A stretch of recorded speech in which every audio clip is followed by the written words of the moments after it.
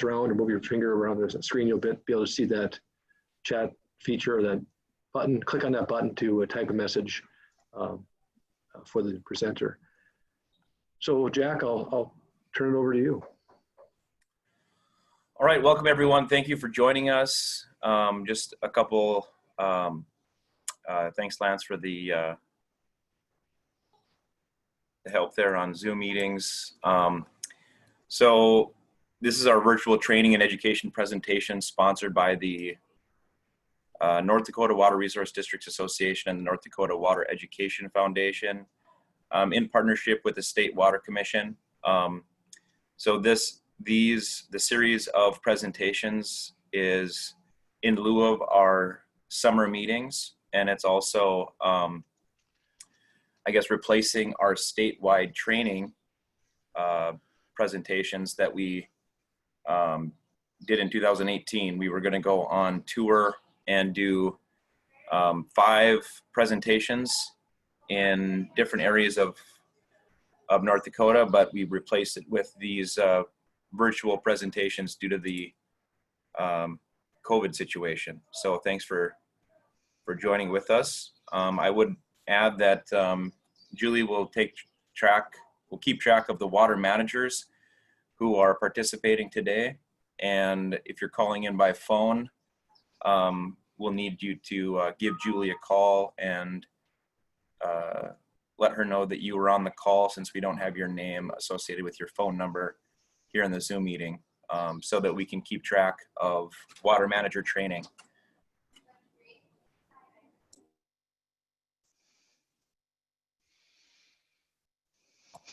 So,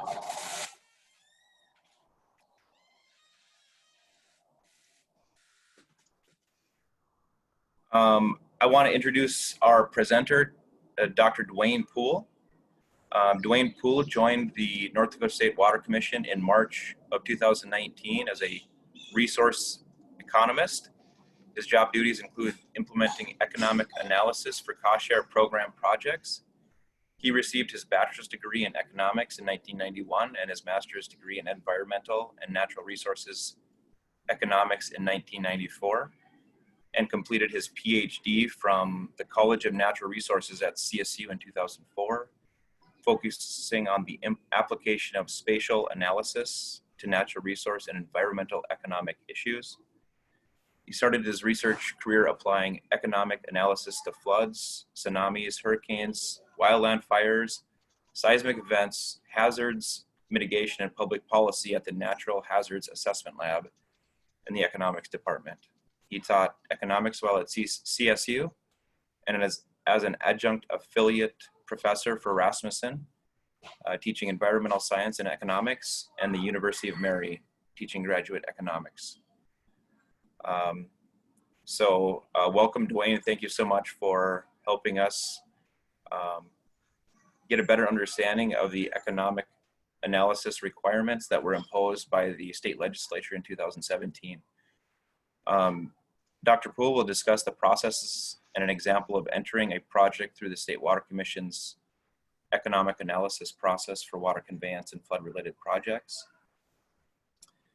As some of you know, the State Water Commission adopted a policy that I guess lowers the threshold from $1 million down to $200,000 for requiring an economic analysis be submitted to the State Water Commission with any cost share application before that cost share application can be considered.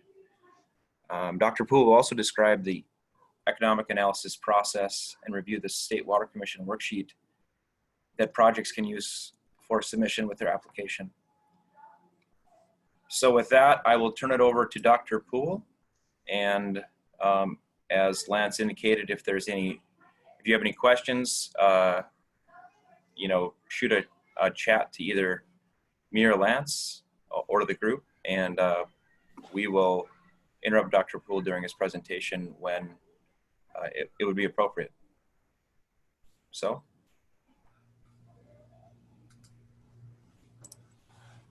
Thank you, Jack. I appreciate that. I'm glad to be with you here this morning. As many of you know and that we've spoken about in the past, the intent this year was for us to actually put on several workshops throughout the state.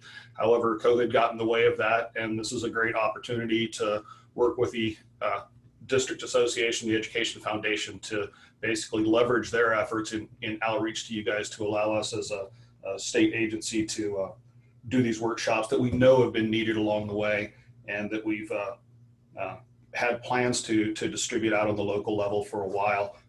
However, this seems to be a well-rehearsed and practiced mechanism for many of us to start to look at these sorts of things. I do want to make sure that I leave out there that we are still entertaining the offers that if you would like me to come to a Water District Association meeting or a Water District meeting and talk about economic analyses or work our way through any of these individual projects with you, I am still willing and open to doing that. I think the intent today is the audience for me is both the project sponsors themselves, the district administrators, in understanding this process and the tool that's available for filling these out, as well as their consultants in the any technical questions in terms of filling these sorts of things out. And the consultants have done a pretty good job grasping these tools and figuring out how to get projects into the system. So with that,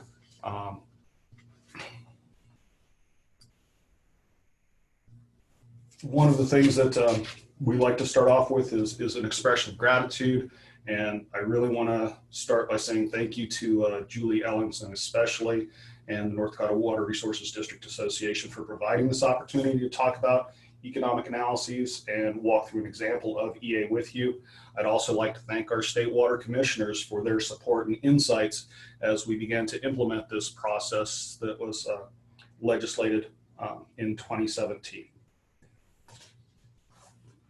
And Jack touched on this already. In 2017, legislation was passed that required the state engineer to develop an economic analysis process for water conveyance projects and flood-related projects expected to cost more than $1 million, and do life cycle cost analyses processes for municipal water supply projects. These are to be considered by the State Water Commission, and they're supposed to be presented by the state engineer to the State Water Commission. And there were some clarifications that ended up having to be worked through and addressed in that process. So this is going to be a little bit of, to start with, a little bit of the history of basically that legislation coming forward, and then how this started to get put together, and then a few decisions that were made after that. And so in background, when the legislation was passed, funding was made available to start to scope this process of how do we develop EAs and LCCAs, and by EAs I mean economic analyses, not environmental analyses. And I know this too often get confused, but in the context that you're hearing today, EA always refers to economic analyses. So the first step was they held a couple of stakeholder workshops. And at the stakeholder workshops, there was participation from a broad variety of participants, including the Water District Association, League of Cities, American Council of Engineering Companies, Rural Development, North Dakota Health, Rural Water Association, legislators, the Water Commission staff, and members themselves. So it was pretty broadly participated. And there was a lot of good feedback in those stakeholder meetings that helped basically scope what this project was going to be and how this might be developed and implemented. To that end, some work with the scoping, the workshop feedback, HDR and staff proceeded to develop tools to integrate economic analyses into the cost share process.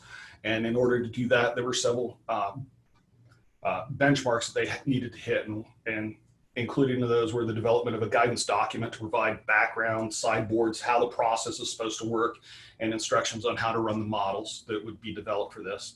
They developed a model that was supposed to be accessible by a broad-based community and applicable at a statewide level, and so that all projects were basically treated the same. So it was equal for everyone in every project in that sense. And it was supposed to create transparency and equity and repeatability for all of these projects, that if you put basically similar values in for similar projects, it should come up with similar results and they should be comparable. And as a result of that sort of mindset and that approach to this, it creates an openness in government that there's people know exactly, okay, I'm spending X amount of tax dollars on this project, and what are the costs and the benefits associated with this one and another one similar to it. So at the point that they developed these EA guidance documents and the fillable model, drafts were released to the public for comment. Comments were received, implemented into those guidance documents, and the guidance document in the fillable form completed. When the guidance document in the fillable form was completed, the Water Commission did a series of workshops with HDR and a consultant from NDSU, Jay Leach. And videos of those particular workshops are available online from the State Water Commission's website. You can look at those. During those workshops, they asked for and received additional input to help finalize the documents that were going to be coming out. And they were also covered in the Water Commission's hosted meetings later that summer. So the implementation of this basically goes through a temporal sequence here, in that the guidance documents and models were approved then in the summer of 2018. They then hired me in March, which I guess preceded that a little bit. Began implementation then for the fiscal biennium of 1921. The State Water Commission had 3 important policy additions since the implementation date, and that's in June of 2019. We needed to have definitions and requirements in our policy that related to and were consistent with the legislation, and the water commissioners passed those definitions of what EAs and LCCAs were and what was required in the cost share process to integrate them as expected by the legislature. In December of 2019, this was mentioned earlier by Jack, they reduced the threshold. So in the legislation, it says projects of $1 million or more. The Water Commission had a lot of discussion and debate over whether or not that threshold fit with their idea of basically oversight of the projects and the expenditure of taxpayer dollars. Debate happened everywhere from all projects do it to using the $75,000 state engineer threshold to staying at $1 million. And what they eventually settled in on is $200,000 projects or greater. And that's consistent with the bidding requirements for contracts. And then the final step that's happened most recently is in April. The EA results were to be provided by the state engineer to the State Water Commission for consideration, but there was never anything defined in how they would use those results. And so the Water Commission, after several months of discussion, came down to deciding that they would use the benefit cost ratio that comes out of an economic analysis as a multiplier to identify the level of investment that the state would make into these individual projects. And so the way that that mechanism has worked out is that for a project with a benefit cost ratio of 1 or greater, the project is eligible then for the maximum level of cost share as policy defines for whatever type of project it is. If the BC ratio is less than 1, the benefit cost ratio is used as a multiplier, and the project is eligible then for whatever that multiplier percentage is of the maximum cost share amount. So if we're dealing with, just to make numbers easy, a 60% cost share maximum, and your project has a 1 or higher benefit cost ratio, you would be eligible for the full 60%. If your project comes in and it's a BC ratio of 0.5, your project's not ineligible, but it then becomes eligible for 50% of the maximum cost share, so that would be eligible for up to 30% cost share. At that point, the state's investment is basically individually working as if it's a 1-to-1. So the state's not over-investing in taxpayer dollars in the project based upon the benefit cost ratio from the statewide level. And that's where they settled in on how to use this information in their processes. And we also have to remember that that is cost share policy, and we do see the Water Commission deviating from policy in individual cases. So you do know that that's out there. And so what are the EA tools really? Well, they're really there to help decision makers identify projects that provide benefits that are equal to or exceed basically that cost to the taxpayer in North Dakota. The approach is intended to create greater accountability and transparency to the citizens who are paying for these projects and being asked to support these projects. And that was basically the intent of the legislators from the conversations that they've had with me in developing these, is that this is about transparency and accountability to the taxpayers who are paying at the local level, as well as the taxpayers that are paying and contributing from the statewide level. Their interest is in having this EA tool not just be part of a submission required for cost share at the State Water Commission, but they really are encouraging that these EA results and EA tools be part of the consideration and the thought process that as water district managers are considering projects, that they're aware of the financial repercussions, costs and benefits in economic terms of their projects and the decisions that they're making. So it's really about awareness and decision making. So what's an EA doing? An EA is an estimate of the economic benefits and the direct costs that result from the development of a project. The economic analyses that we do are to be conducted from a state economic development perspective, and both of these are included in our guidance from the legislature.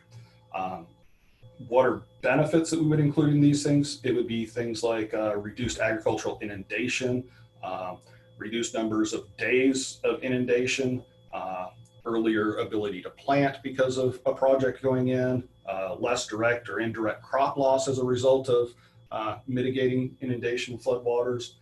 The idea of things that would come into sort of the costs associated with that would go into an EA would be things like construction costs, the cost of easements, legal cost in getting a project built and on the ground.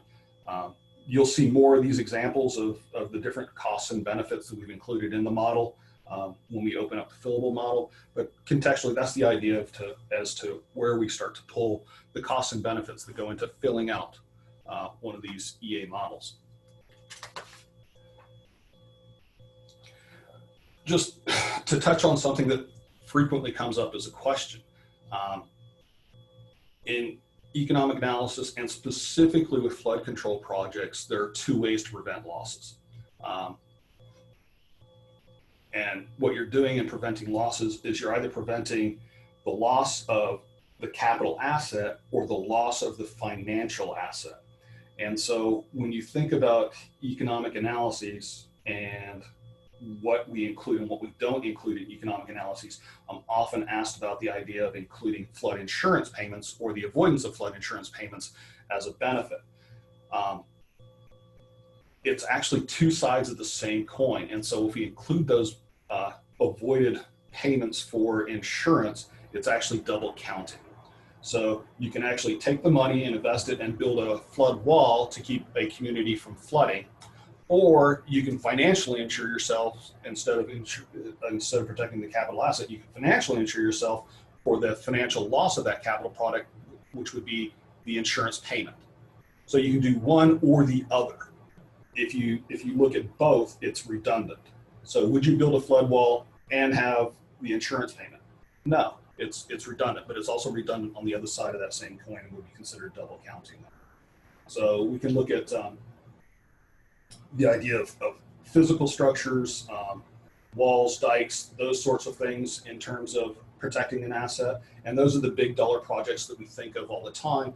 But we also need to remember that there's actual guidance for other ways of protecting assets, especially where they're just at that threshold, which can be some of those non-structural things. And if you're interested in some of that stuff, Laura Horner and her program have the ability to provide a lot of guidance on basically flood mitigating at the property level.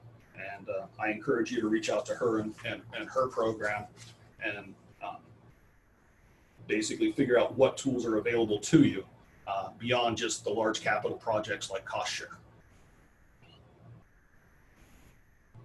So economic analysis, it's a process, and that process is pretty basic. 1983, the federal government came out with economic and environmental principles and guidance for water-related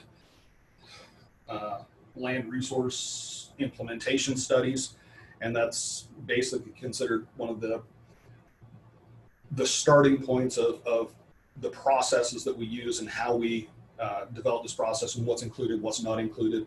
The science is developed from that point till now, and we have some better ideas of data that are available to us that weren't available then, and some of that sort of stuff. But basically, the concepts are there, and that is that you describe the baseline situation. So in my particular area, what's at risk in different levels of floods and what's not at risk, and then you identify some alternatives that you might use to address whatever you're trying to protect from flooding. And it's real important to fully articulate your problem statement and make sure that anytime you're looking at an alternative, that the alternative actually addresses the problem statement. That's one of the bigger issues I see every now and then with some of the projects that come through and sit on my desk, is that every now and then alternatives don't actually address the problem statement. And that E&G guidance document is very explicit in saying that in these processes, alternatives need to address the problem statement, otherwise they're not considered an alternative. So you identify your alternatives for ways to actually address your flooding problem after you've described the baseline level data. And then you identify and quantify the benefits of costs associated with those alternatives. So what does it cost to put alternative A or alternative B or alternative C in place? And how does alternative A, alternative B, and alternative C each protect, and to what level do they protect from the baseline level? And the difference between those then becomes the benefit. We then compute, after we have all of that information, several metrics that are common within economic analyses. That includes benefit cost ratios, net present values. We can calculate internal rates of return. In the specific tool that's available to us or that's built online, internal rate of return is not shown anymore, and partly because if there is a negative net present value, the Microsoft Excel internal rate of return engine breaks and gives an error message. So we took that one off just so that we wouldn't get error messages there. If we need to calculate a negative internal rate of return for something, I can go to a stats package and calculate it, or calculate it by hand for somebody if we really need one, but I don't really perceive the need for that. The element that is used out of these most commonly now in reviews is the benefit cost ratio, and basically the net present value total for the project or on an annualized basis. And both of those are easily available.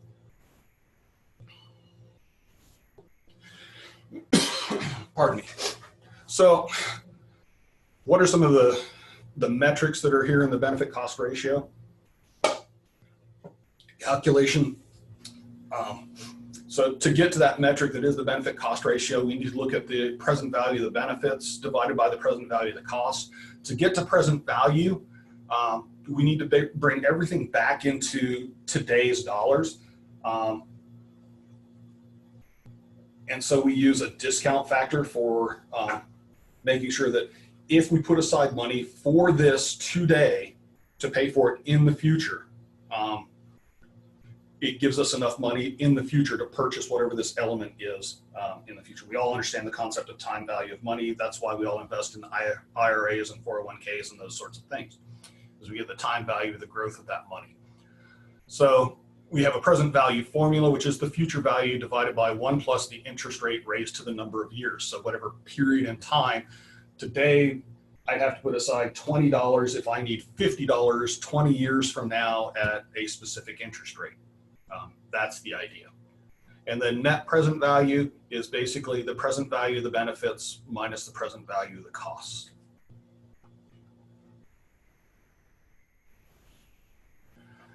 We've had many questions over the last 6 months or so about benefit cost projects, outcomes, and what values are being submitted and what values are coming out in terms of present value.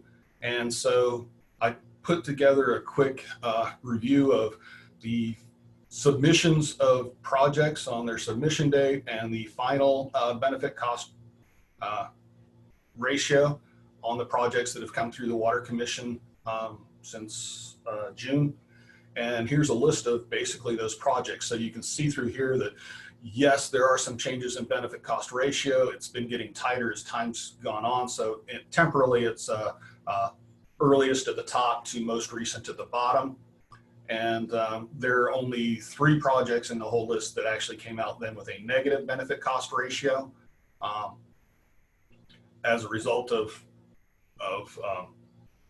me working with the sponsors. And I really have to say the sponsors represented as the engineers and consultants that have been working with us on these and helping walk through the project with us on these. They provided really good input to me from their technical sense and some of the practicalities of some of these things. And they've been really good from my perspective to work with. So I want to say thank you to those engineers and consultants that have taken the time to really work through some of these things with me and make sure that we're doing it the same for everybody and that the results are meeting the existing best practice standards for this stuff, and that they're consistent and repeatable, and that we're fairly transparent on that process. So everybody knows if you put all the same. Okay. All right, so one of the requirements of the cost share program is that an economic analysis has to have turned in with it the fillable worksheet that's available online from the State Water Commission. Nothing has come through. Part of their project application submission. And a submission is supposed to be a completed package. So at that point that you're turning in your application, any work with me on these sorts of projects should hopefully be completed. Maybe some tiny or minor things might happen back and forth, but any really major contextual things regarding the completion of the economic analysis fillable worksheet should basically be done when that package gets filed with Jeffrey and the other cost share staff. So you can get the most recent EA template from here. We encourage you to download a new one every time you do a project, because we will do changes to the form every now and then, or updates on values that are internal to it and those sorts of things. And so we want you to have the most recent version of the EA document or the LCCA document if you're doing LCCA. So please go to the website, download a new version. That way, one that's basically stored on your computer doesn't automatically come up. It might have some dated material in it. And it basically makes it so that it's an easier process for me, and I'm interested in easier processes for me, not just you. So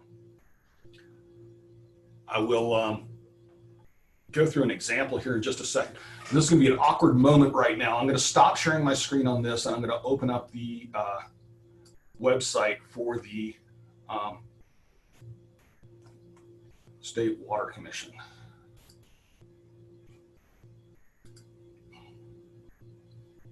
I know everybody sees that now.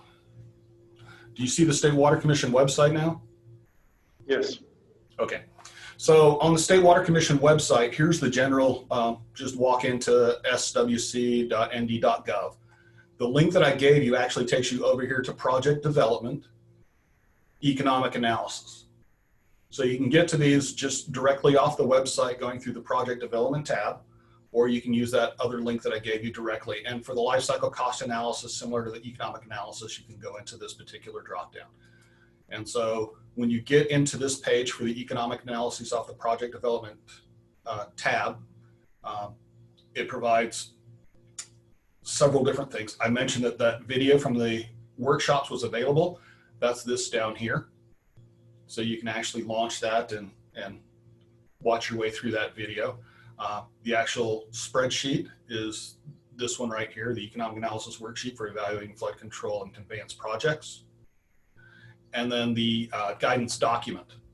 that is a printed document that's like, I don't know, 20 pages long, is available for download as well. And it answers most of the questions associated with inputs into these EAs and the fillable form.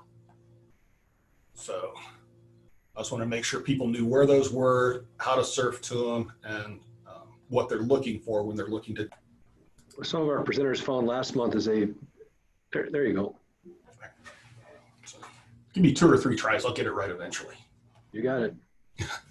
So next I'm going to walk through basically an example of just what the spreadsheet looks like, what the tool looks like. I'm going to talk about the information that goes in those different tabs. And then once we're finished with this, then we'll go into an actual live fill it in example.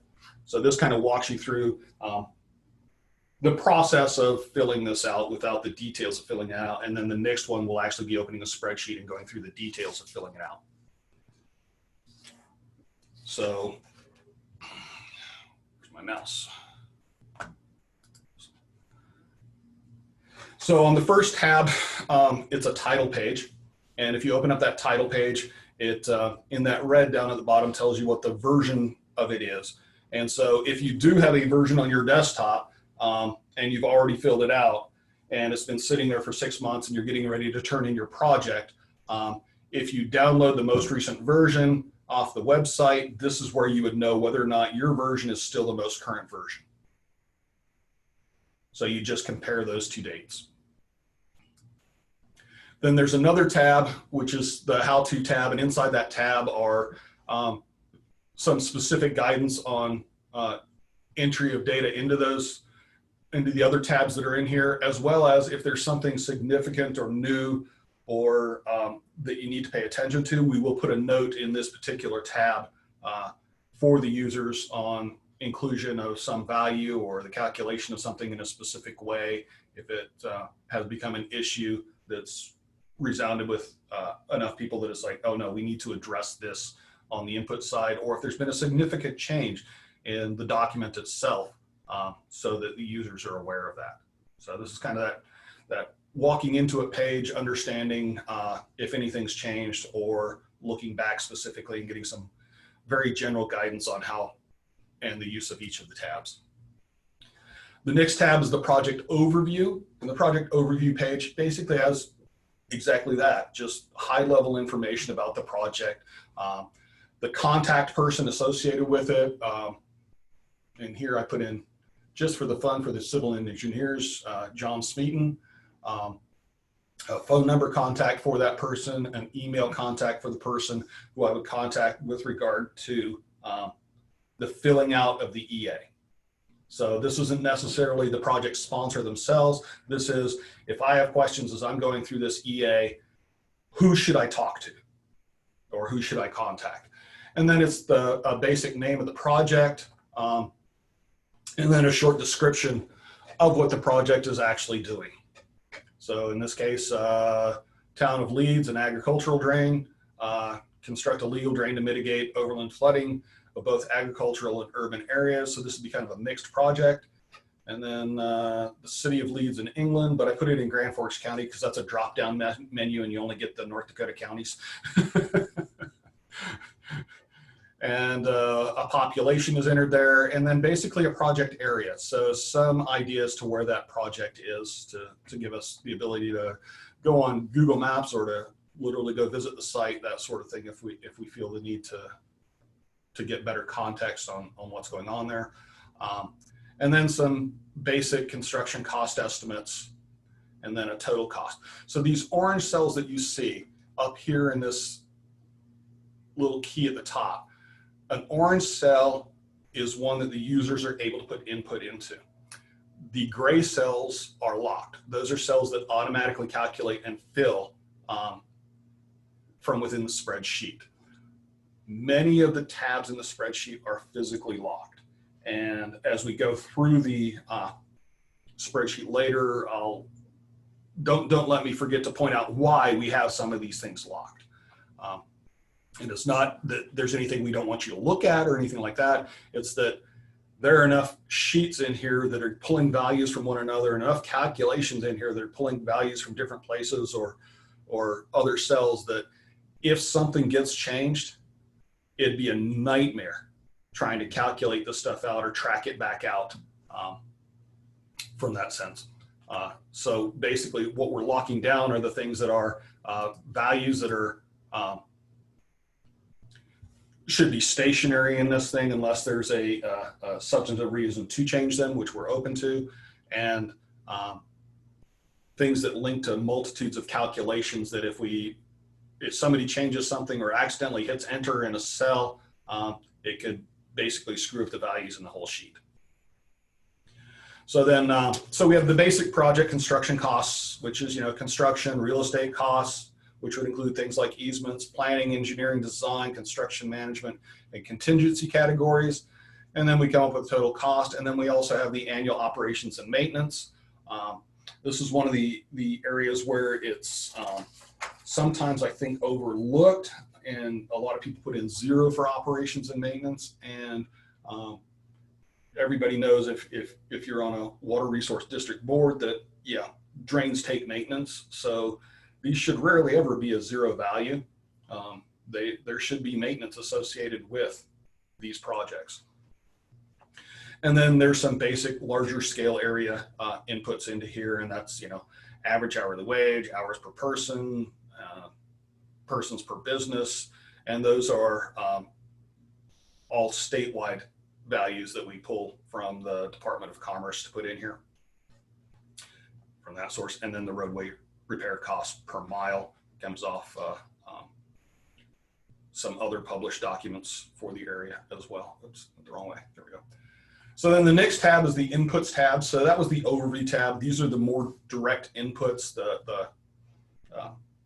more detailed inputs that go into the projects. It starts off with, the base year, which is the year you're really beginning your analysis period.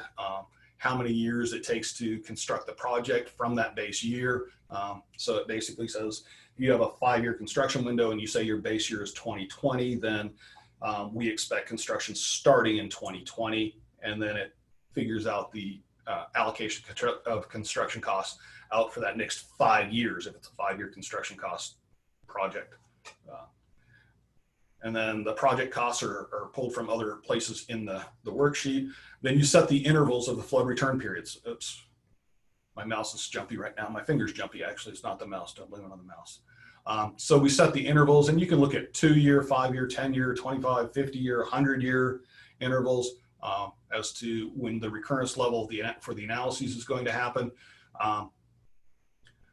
The other important thing to make sure you put in here is the level of protection. So to what level of probability event is the protection for? In this particular screen in front of you, I've put in a 25-year event is what this project is being designed to. And that basically helps with the with-without calculations that come later in the sheet. And then there are other various costs associated with different types of potential damages associated with the project. And there's, honestly, on the sheet, you'll see it later, there's you're seeing a third of the sheet right now in the inputs. And then the next tab is one that focuses more on rural flood damages. And this captures areas of rural flood damage that are everything from crop and pasture flooding to farmstead damages to bank erosion, cleanup costs, sediment removal, and detour costs, which are both urban and a rural phenomenon. The next tab is for urban flood damages. And in this particular tab, it's filled by the user. If you're looking at a large urban area, in many cases, you'll go to the assessor's office and pull the values, pull the information for this stuff. And so if you do it from the assessor's office, there's probably an assessor's ID value that goes with it, and that would just be copied and pasted into the structure ID. For this one, I just used F for farm, and I for industrial, and U for urban in my City of Leeds example. And then you identify the category of the structure. You put in the square footage, and in the assessor's databases that's available. Structure value, if known, if you're using an urban area or anything to that effect. In most cases, the standard is that the structure value should be the value identified by the tax assessor's office for the structure. That's not necessarily the amount that it gets taxed off of. It's the full value of the structure at the assessor's office in many cases. If you do not have those values in here, there's an automatic calculator in there that basically looks at residential price per square foot of building and industrial building costs or commercial building costs, and it will automatically calculate a value based on the square footage of the structure if you don't have a value already assigned to it. But the value that you put in overrides a calculated value. And then it also then basically says, all right, in an urban environment, we're interested in not just that a structure is there, but is it flooded, and in what level of an event is it flooded, and to what depth is it flooded? And so in this orange area off the side, you have the requirement to fill in depth of flood.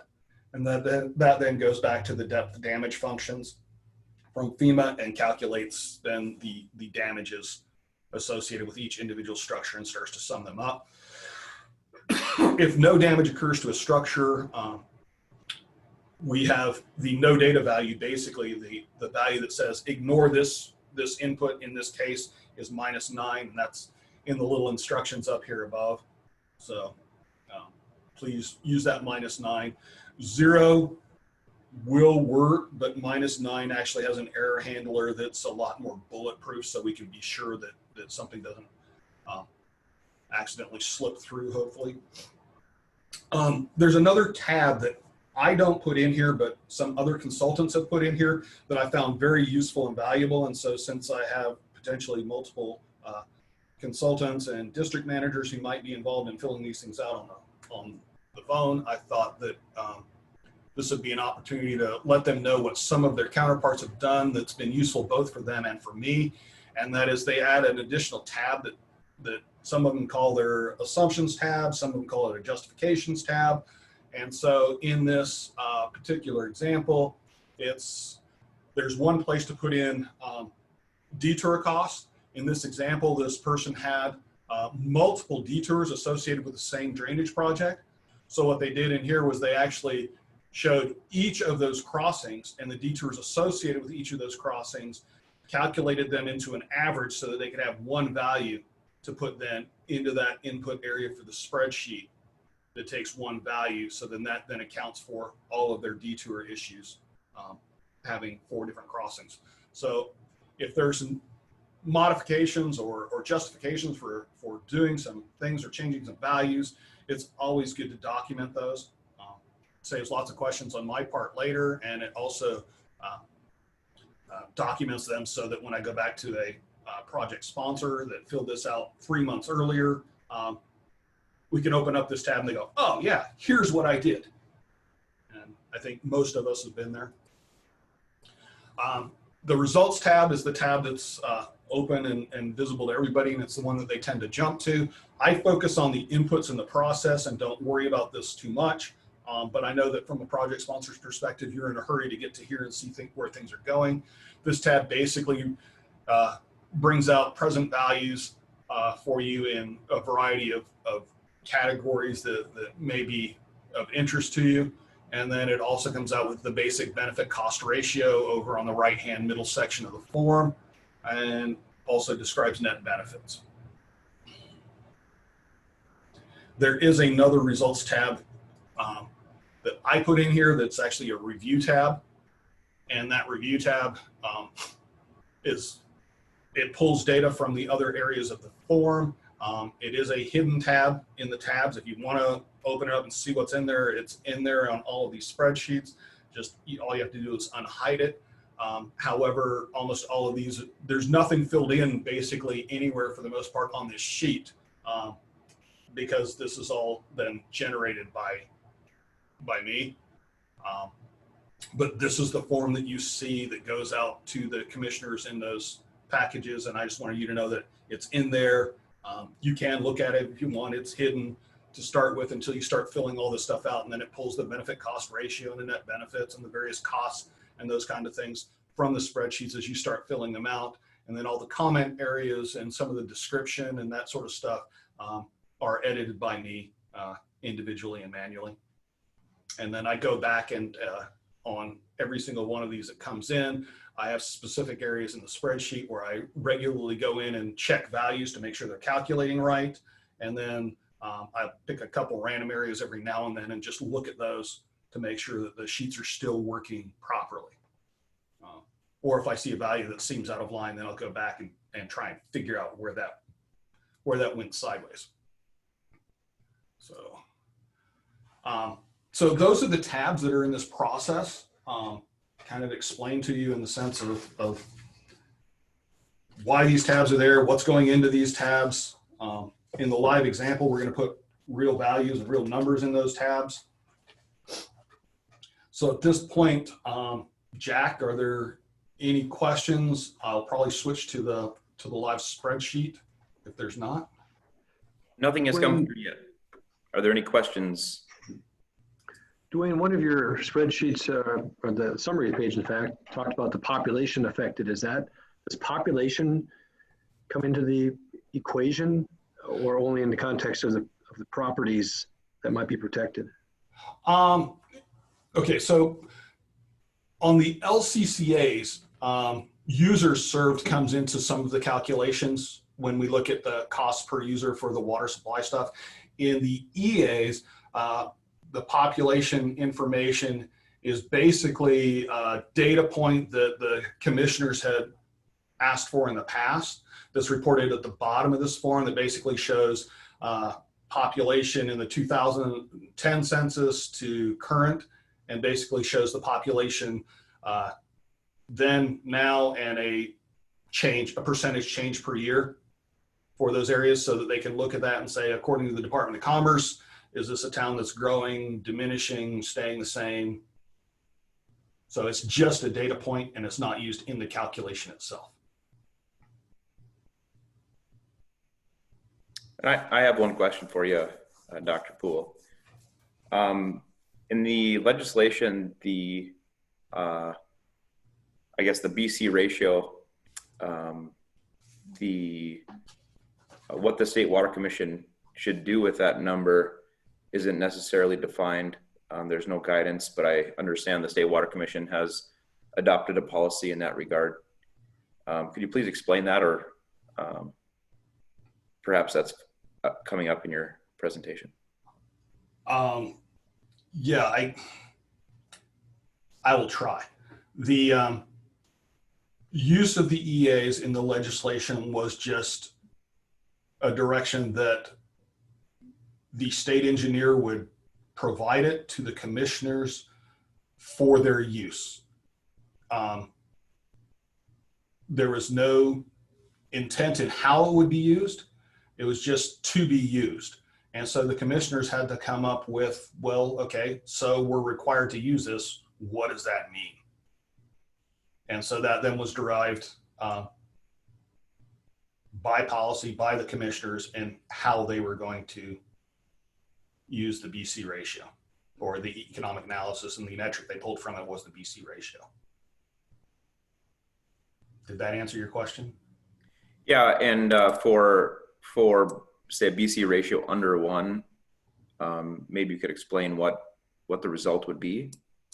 Yeah, okay, so for the different discussions that happened with the BC ratios were everything from, I'm sorry, your BC ratio is not 1, it's, you know, it costs more than the benefits of the project, you're not even considered, all the way to it doesn't matter, it's just a number, just treat it business as usual. And that was quickly dropped because it's, no, we're being told to consider it. Just looking at it is not really considering it. And then, so there were some discussions of different ways the BC ratio could be used other than just as a cut point, which from the federal perspective, there are several federal programs that if it's not a BC ratio of 1, your project doesn't even move forward. And so there was some discussion of, we don't like that. That leaves a bad taste in a lot of people's mouths. That just flat out yes, no cut point. So, or threshold. So there was a lot of discussion in terms of, how can we use this without precluding ourselves from participating in projects? And so the idea finally evolved that, well, wait a minute. If the state only participates to the level at which their investment has basically a one-to-one payout, they have the latitude to participate in any project they want to. And they can also look the taxpayers in the eye and say, we did not overinvest in that project. And if that project is really important to the local sponsors, and they see that value in that project, even though it doesn't show up in the economics, then the expectation is that they would still be willing on their end to fund it from the local level for whatever the difference would have been. And so that's where it eventually got around to the idea of the BC ratio being the percentage of cost share. Is keeping them from over investing in a project, and it gave them the latitude as a commission to decide on each individual project whether they were going to participate or not. So it basically said, we're not taking anything off the table as a result of a BC ratio, but we're going to try and be somewhat responsible to the taxpayers. And if something is below a 1, that we're trying to be responsible with their investment. So I guess the follow-up question is, if we take the BC ratio, that would be, let's just say it's a 0.5 and the applicable state cost share percentage for a type of project is 0.5, you would basically participate at a 25% level. How does that work? Correct. So projects are eligible for up to a maximum level of cost share based upon policy, which is based upon the type of project that it is. And so whatever that maximum participatory rate for cost share is, BC ratio would allow the commission then to participate up to whatever that BC ratio is of the maximum eligible cost share. So that calculation is correct. So it'd be 0.5 times the 50% cost share. So at up to a 25% level by policy. However, the commission still has the latitude to deviate from policy. But policy sets what staff provide as recommendations. Okay. Is that clear? Yep. Okay. I believe there are others online or on the phone that if they wanted to interject in that, I'd leave it open to them.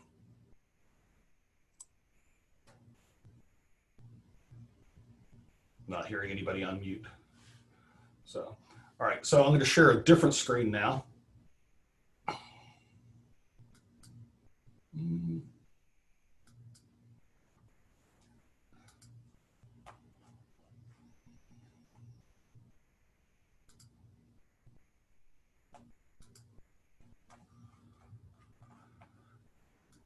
All right, so I have a spreadsheet here.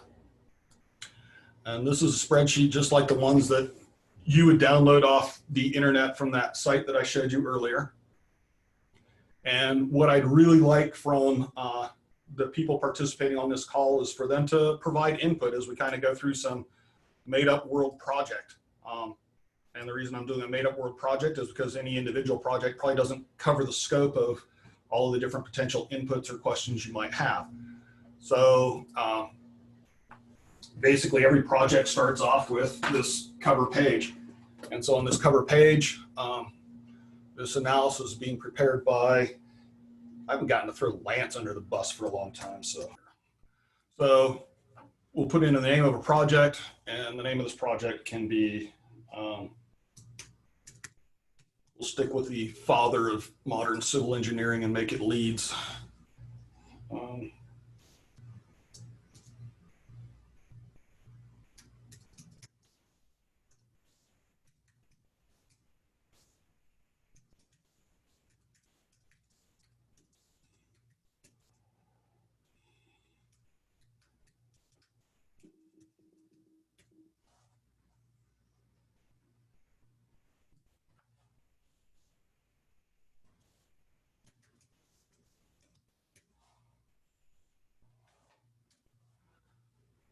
So we'll do a rural ag drain and a drain that's going to affect part of the edge of the town.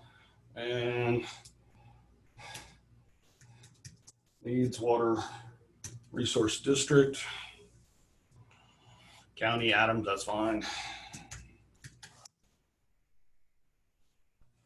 And so this is just an informational point.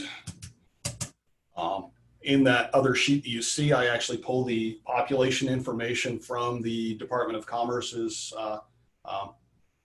population estimates, and they basically validate through the U.S. Census. So project area,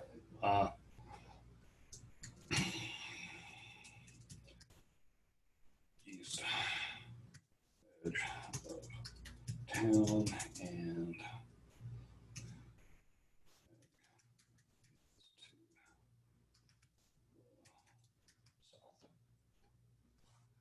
so we fill in some of the basic information about the project. Let's say we're doing a drain. Those of you who are out there, what are you doing as a cost right now per mile of drain built or per foot? If somebody wants to pipe in, I'll use your number. Remember to unmute yourself if you're on a screen. It should be simple to do, just to move your mouse around and unmute and toss out a number for a project you're working on. This is the user participation. If nobody participates, I'll call out random engineers that I know. Construction at $80,000 a mile for a drain. 80,000 a mile. And anybody who didn't recognize that voice, that's Cliff Isendorf. Just to throw him under the bus too. So let's say you're looking at 4 miles of new drain construction in this project. So at 80,000 miles of drain, that's going to be $320,000 of construction cost. Basic easement costs, other real estate associated with it. Is that included in the 80,000, Cliff, or no? Yes, it is. So I'll split that partly out then. We'll make that, does that include your construction costs as well? That's the estimated construction cost, including culverts and engineering. Okay, so now we have to back that off. Okay, so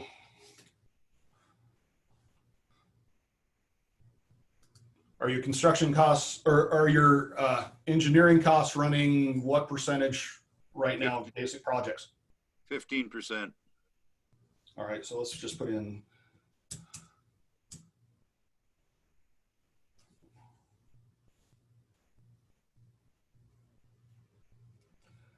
So let's go 60, let's go 240, 2,400 there.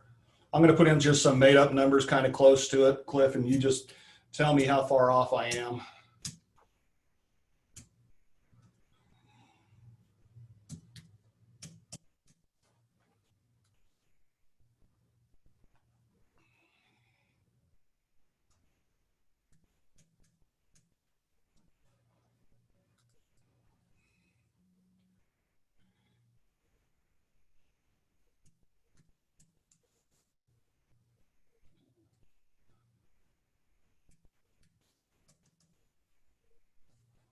How's that?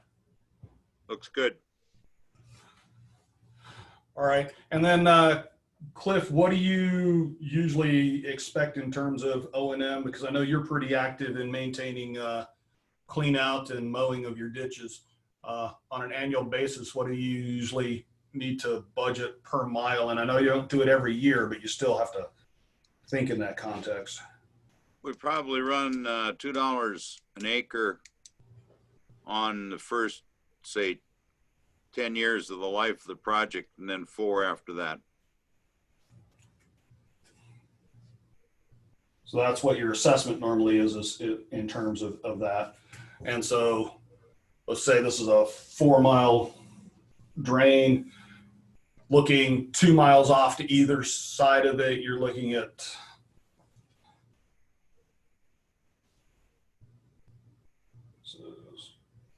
let's just make it easy. Let's just go 640 off each side of it. So times 8.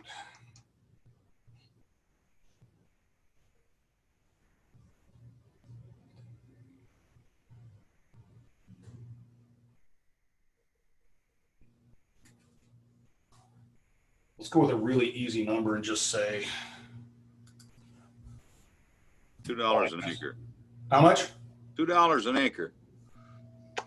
How many acres do you expect to protect with a 4 mile? Well, 4 miles, Great. we're about 6. So I know not everything's protected, but So do you want a total cost for per year or what? yeah, I'm just trying to get to an O&M cost per year. 624. $5,000. That's funny. That's what I was going to put in there. But I like user participation more than me just throwing in numbers. So this is the overview sheet. So basically we've got a construction cost in there. We have some real estate costs. We have some engineering design costs. We have some costs to do the construction management, and then some contingencies that are a part of basically almost all projects. For I'm going to add in here.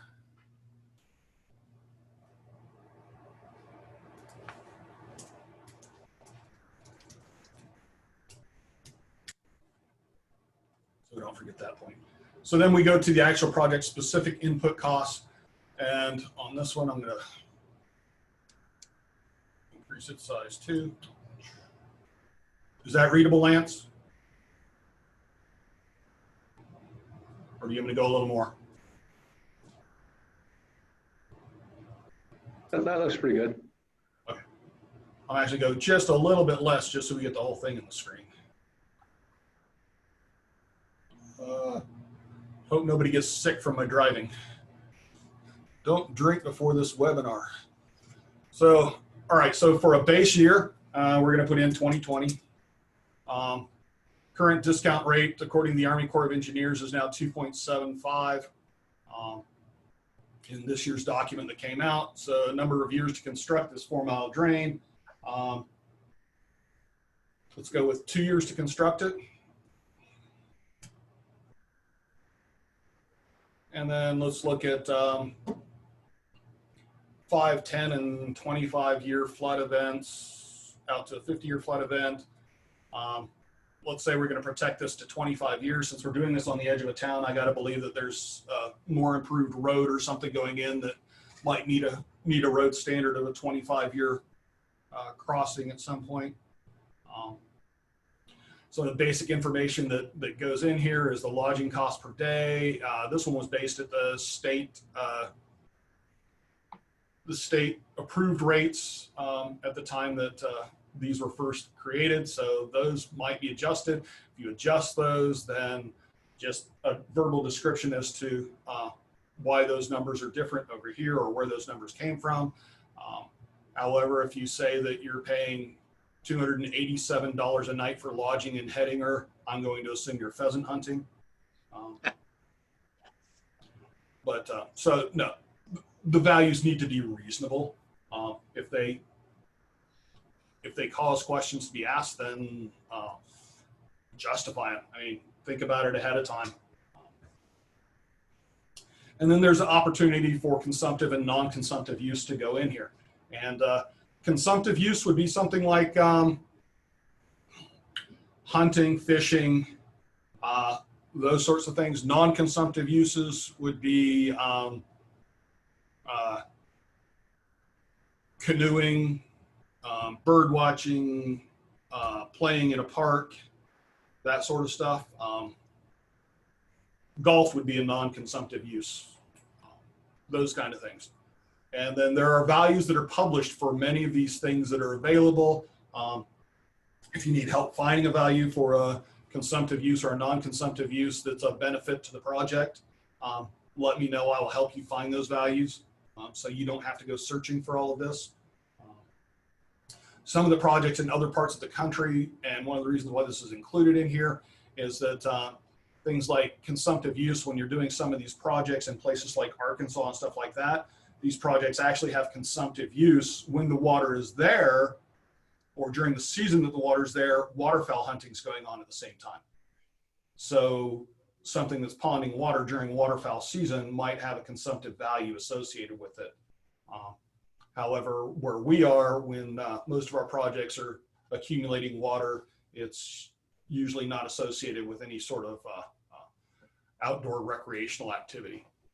So, and then there's the travel costs, travel delay sorts of things. In consultation with the Department of Transportation and our in-house engineers as well, their guidance to me is that the number of days that something is shut down is the number of days that it's actually inundated. And so when you're looking at these things, the number of days that a road closure happens is how many days it's inundated. There's going to be that odd example where a road gets closed down because there's significant damage to it, but you can't identify that one ahead of time. If you have a county that continually shuts down a road and keeps track of shutting down a road on a regular basis, we're open to that. We're interested in that. It's what really happens out there, or what reasonably would happen out there, that we're interested in. So if you have real numbers, then we really want to use real numbers in these things. So in here, you can put in the detours as the numbers of days, or numbers of vehicles per day, the normal drive time, what the detour time is. So let's put in 10 vehicles per day. Normal drive time is, the small town is going to be really small normal drive times. So, but we're going to be a little generous and say 5 minutes, and say the detour makes you take 10 minutes. And then without it, during the 5-year event, you have no road closures. During the 10-year event, you have 2 days of road closures. Currently with the 25-year event, you have 4 days of road closures. And with the 50-year event, you currently have 8 days of road closure. And then with the project and the 10-year event, you're going to have 0 days of road closures. With the 25-year event, let's say with the way the project's designed, you're going to have 1 day of road closure. Maybe there's one road that's actually got a crossing at the 10-year rather than the 25-year. And in the 50-year event, you're still going to have, maybe because of the drain, it brings the water off a little quicker so that it doesn't completely stop the 50-year event, but it brings water off those roads a little bit quicker. And maybe that drops that down to 6 days of road closures. And there are some inputs in here in structural composition and rural benefits that are basically pulled from other tables. And that's why those are in gray. Current cropland damage per acre is pulled from some work from Jay Leach. We are revisiting that right now, and I'm actually creating tables for each county that's actual cropland damage over the last 30 odd years, based upon insurance rates. And insurance rates are heavy enough throughout all of the North Dakota counties in terms of participation rate in multiple peril insurance that it seems to be a really good indicator of what actual crop damages are. And so we're going to replace the estimations that are in here with actual crop damage per acre per year for each county, so that it's not a model to get to modeled data, it's the actual reported data. And then erosion per foot, that is pretty heavily driven by dirt costs. Sediment removal is pretty heavily driven by dirt costs. If there are reasons to address some of those values, we have made adjustments, especially on the sedimentation side, where you're dealing with different soils or different moisture conditions at the time the soil is going to be removed. I'd say when you're estimating that, you don't estimate it with the most saturated soils you possibly can. You actually want to estimate it based upon the time that you would really be removing those sediments. And then work with me, and I'll work with our geotechnical engineer here and validate the values that you provide to us and make sure they're reasonable. And then there's some additional flood benefits. These get automatically calculated in some other spreadsheets, but then it fills in those values there.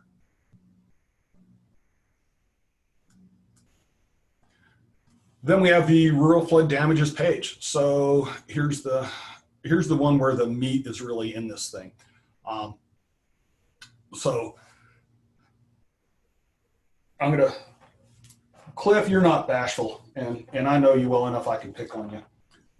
I appreciate you participating in this and providing some information. So if you're looking at a 4-mile drain along the side of some smaller town,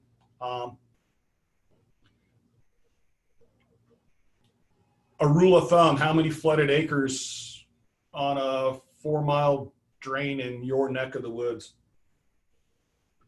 in a 2-year event? And then we'll split it out to crop and pasture. And there are several ways you can get this data, people. You can do really high cost, expensive modeling. You can do some quick and dirty, lower cost modeling, which in all likelihood would have probably been done as part of your pre-design. So some of that data should be available to you.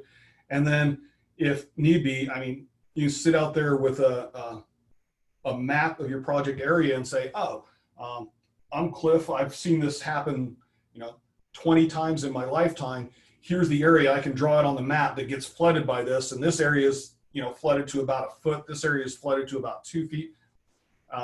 It's not about spending a lot of money on expensive models. It's about hopefully capturing relatively accurately what's going on out there. And in my experience sitting down with one of these managers that's incredibly familiar and has the history on these things, they can frequently draw a line on a map that when an engineer's done with a bunch of modeling, you kind of look at it and go, yeah, they actually got pretty close. The idea here is not to drive a bunch of costs up in the modeling. The idea here is to, as accurately as we can, try and depict the actual flooded area. So, sorry, Cliff, are you there?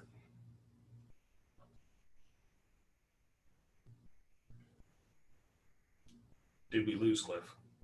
He's still there, but looks like he's muted. Cliff, can you turn your microphone on?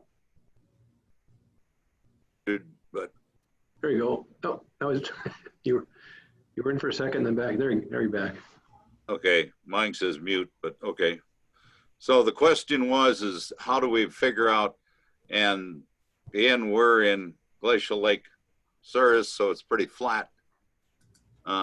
In that 4-mile stretch, I would guess that we would have equal flooding on both sides, and I would have estimated at 25 acres per quarter, and it would be the closeness to the drain.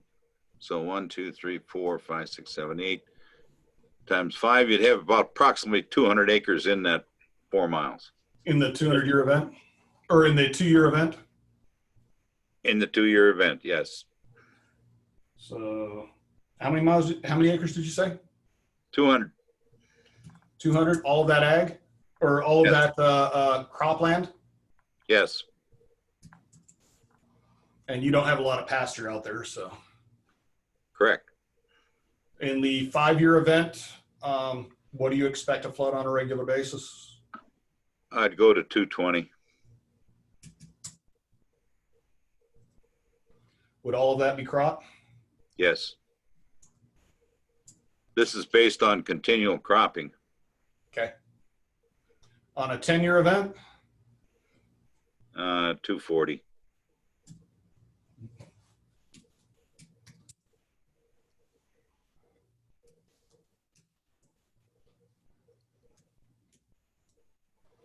On a 25-year event? 320.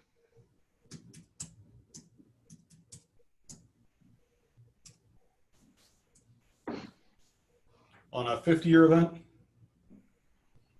400.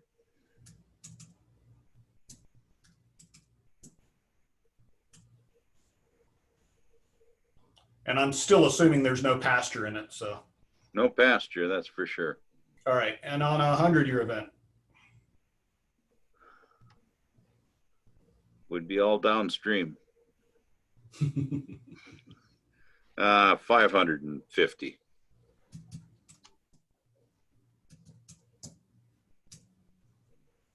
All right. So then the next step in this is that's basically without this drain going, this 4-mile drain going in, we expect 200, 220, 240, 320, and 400 and 500 acres to be flooded in each of those probability events.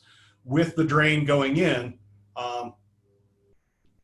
what amount of those flooded acres above do we expect to see flooded with the drain in place? So of those 200, how many will still be flooded? In a 2-year event, it should be 0. That's a good answer. In a 5-year event, we're building this to a 25-year event. So Still 0.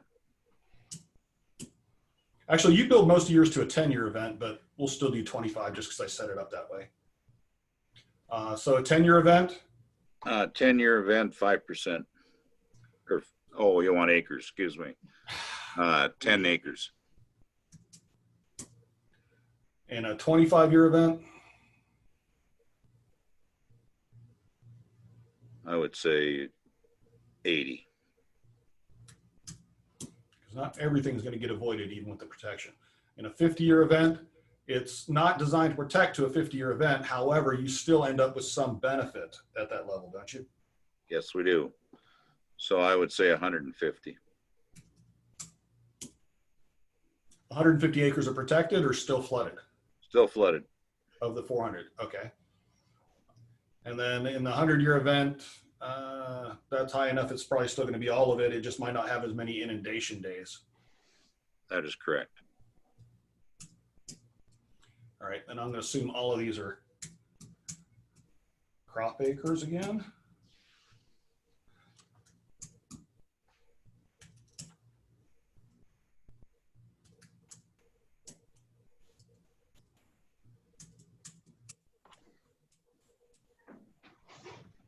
All right. So along this 4-mile stretch, how many farmsteads do we think are along there? And how many of them will get flooded in a 2, 5, 10, 25, 50-year event?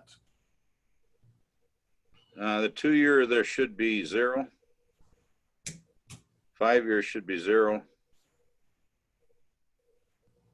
Hopefully they built it on a hill. 10 years, 0. 25, 1. 54. And 110. Okay. And then post project, so after the project, with the project in place, of that one that's on the 25-year event, do you expect it to go to 0 or still have some flood damage? 0. In a 50-year event of the 4, 2. and the 100-year event of the 10. 5. All right, so the next section is bank erosion. Most of these drains are designed so that they can handle erosion. This would most likely be associated with if you build the drain along an existing drainage or drainage corridor, or if it's an improvement or reconstruction of an existing drain. We set this one up as a new drain, but let's just maybe say that this new drain incorporates some amount of an actual existing channel or something. So maybe you come into, like, this drain comes into a mile of a creek or something. So just so we can include this category, just for the sake of including the category. Yes, we have 0 erosion on the 2 and the 5 and the 10-year event, but at the 25-year event, you start erosion. Yeah, so on about a mile of existing channel, you could have what? 400 feet. How many? 400 feet. And then the 25-year event. 1,000. 50-year event. 2,000. If you say more than 5,280, I'm going to slap you. Okay. So in the 100-year event. 4,280. So we're 1,000 short of a mile. The whole mile has had bank erosion. All right, Yes. so post project, the 10-year, we should probably see little to none. Correct. So let's give it little. The 25-year, we should still see a significant amount of improvement, right? Yes, because the grass is growing quite well. Yeah. The 50-year event, it should still be relatively well protected. Yes. And the 100-year event, Slightly more. slightly more.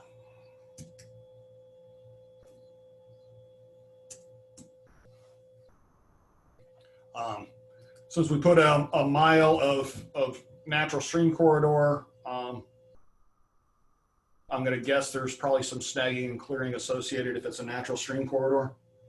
Yes, there would be. And it probably started the 25-year event. And on a mile of natural channel, how much snagging, how many feet of snagging and clearing you'd have to do? It'd be around a bridge, so that'd be about 200 feet. Or a 50 year culvert. about the same, Yep, and 100-year. 300. And then so I'll just with the project.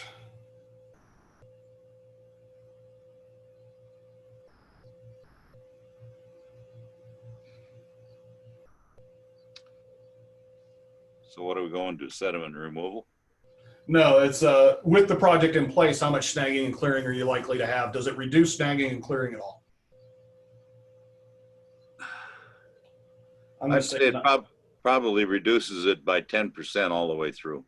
yeah, I was going to say it might, but not much because it's still a natural stream corridor.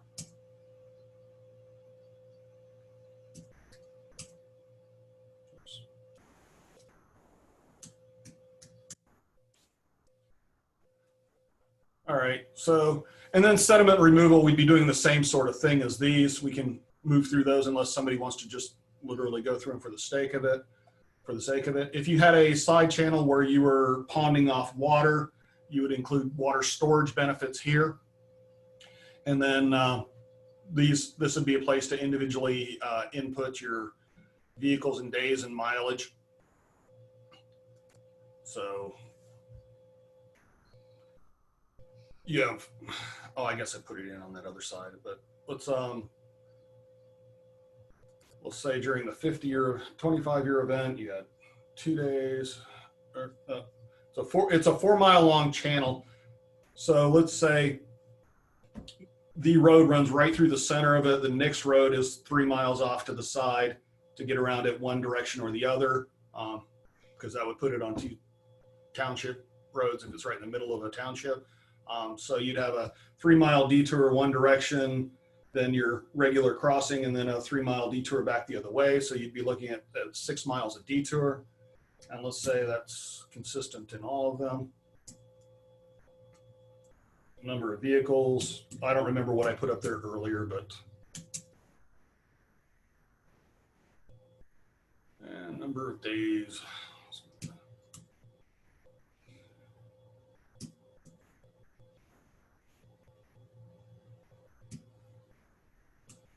And in different areas where you have different slopes, these values will likely be different.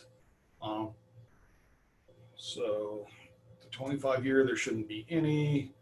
With this, we're still gonna have the same distance of the detour. What we're gonna have here is same number of vehicles. But we're going to say the detour is a shorter period of time.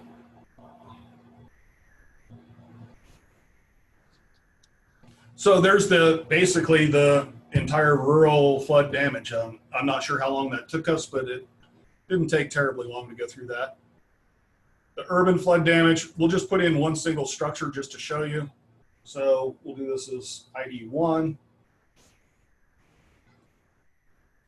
And then the type of structure you're going to put in, let's say that along that corridor, there's one structure on the edge of town that's susceptible to damage. Let's say it's a 2,500 square foot house. Let's say it's one of the nicest houses in town. So let's make it a $400,000 house. And in the 5-year event, it gets flooded to 0. In the 10-year event, it gets a foot of water up to the foundation. In a 25-year event, it gets 2 feet of water. A 50-year event, let's say it gets 4 feet of water. With the project in place, let's stay with 0 there, 0 there, and then 0.5 feet here. And then the 50-year event, it's still going to have 4 feet of water, but it's going to be there probably less long. And then I'm going to come back over here and follow my own rules and put in -9, -9 instead of those zeros, because that's the no data value the computer looks for. So you would do that for any structures you have there. The farmstead number that's there for the number of farmsteads that are flooded, that's a number from FEMA that goes in there, and that's a per farmstead damage. That doesn't necessarily include a brand new, beautiful, nice house built on a farmstead. I would address that separately as in this urban tab if there's a really nice house built there. Most houses are built either on slight grade improvements, or many of them are ring diked. So before you start tossing in flood damage on this stuff, you actually need to look at the context of those houses that are out there. And so now you can pop over to the results tab, and here's your results tab. So you can see this particular project currently has a BC ratio of 0.75, 0.76. And in the review sheet, to show you what that does, you can see it's pulled values from those other things that we were filling in. And this internal rate of return is nonsensical here. Like I said, if there's a negative benefit value, the internal rate of return actually engine breaks and it gives an erroneous value in Excel. Just so you can see what the other tabs are and why we lock some of these things up. You can see here there's calculations going all the way out in time to that 50-year event. And so if somebody were to come into one of these cells and change something or change a formula or accidentally delete something, it would basically reverberate those errors all the way through and propagate a nonsensical value potentially. And it could be incredibly difficult to find out where that error happened. So that's one of the reasons why those cells are locked down. There's other urban calculations, and this is the road closure calculations section. There's the tab that has model definitions that basically says what each of those inputs are, and in some cases provides a reference to some of those things. These are foundation heights for buildings based off FEMA values on what they basically say the foundation height for each of these buildings are across all of their years and years of data. These are crop loss damage curves. This is Bureau of Labor Statistics information that goes into here. These are some of the pages where the calculations for the urban area damages are calculated based upon those flood damage calculations. There are lots of those tabs in here.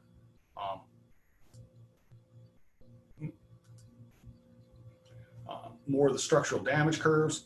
And so there's about 21, 23 different tabs in here, and not all of those are accessible to you as the user to do anything with. However, if there's a reason to open them up and work with them, I'm more than happy to work with you and put customized values in there if we can justify them.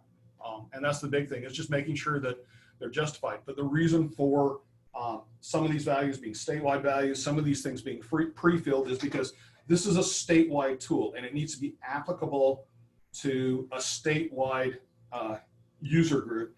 And so we want consistency again across all projects, and it needs to be built at that 30,000 foot level And everybody can argue that their individual project, even if you went down to county level data, somebody would argue, oh, but mine is in the southwest corner of this county, which is different than the overall county average. The tool is made for a statewide investment of cost share funding. And so that way it creates basically an equitable platform for all of the calculations and numbers that are considered relatively appropriate and that have some level of justification, either in terms of existing research or publication behind them.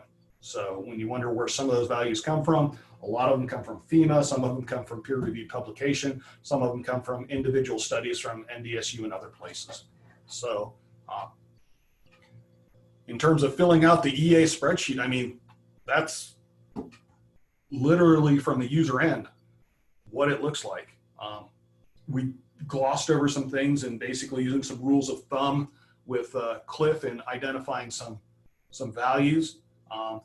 But I'm going to guess most of the managers can identify values about that easily. If you can't identify the values that easily, or if it's a more complex project, or if you have pre-engineering available, our preference is for you to use the best data available. So if you do have pre-engineering available, we encourage you to use that pre-engineering in developing these estimates of how much is flooded and depths of flood. And if even better models are available to you, we encourage you to use those as well. Use the best data available to you, but the idea here is not to create additional work in order to get to this point. We know by experience that we can make some reasonable rule of thumb estimates on some of these things. And if there are any questions, man, we're available. Call us, email us. We want to help you get through this. So with that, you're no longer seeing my screen, are you? No. Good. Okay. So we're back to the video conferencing. Are there any other questions that came through the chat, Jack? We haven't seen any. I have one for you, Dr. Poole. Has this tool allowed you to value engineer or assist a water board in value engineering a water project by reducing or increasing the scope to get a better BC ratio? It hasn't been used that way. The possibility is there that you could look at, hey, if we increase this drain another half a mile, then the assessment district and the benefiting district's going to grow to this, and these are very higher value added lands that, yeah, you could change the scope of it in that sense. Do you foresee that happening? I know this is we're pretty early in the, there's only been about a dozen or so projects that have gone through this. I think there will probably be some playing with different values and sensitivities. That's a human condition, and how do we make the tool change values as it's going forward, since this is an important component of an application process. It's one of the things I look for. If an area is being changed for the purpose of serving a user community, I think that's a very legitimate reason to use the tool to look at, hey, can we make this a better project by using this tool? I think if it's gerrymandering a score, I think there are moral and ethical questions in that sense. Sure. Jack and Duane, we have unmuted the phone lines. There's 3 or 4 people on by telephone. If any of those folks have questions, they could speak up now. And anyone else, you can unmute yourself by clicking the red microphone that's on your own screen to offer a question if you have any.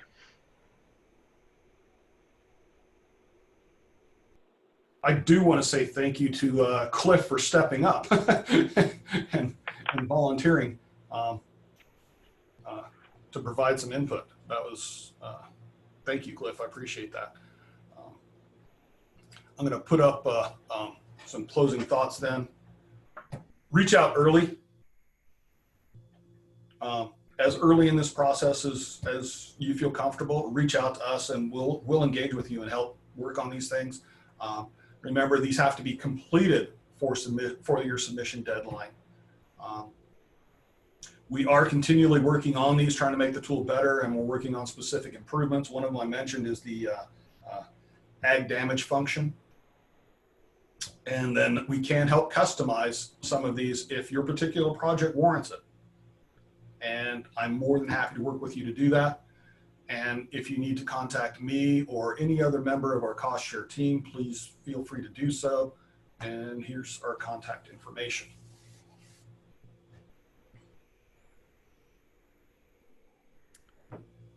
All right. Do we make our hour and a half? No, I missed it. So I guess I just want to thank everybody for joining us today and participating.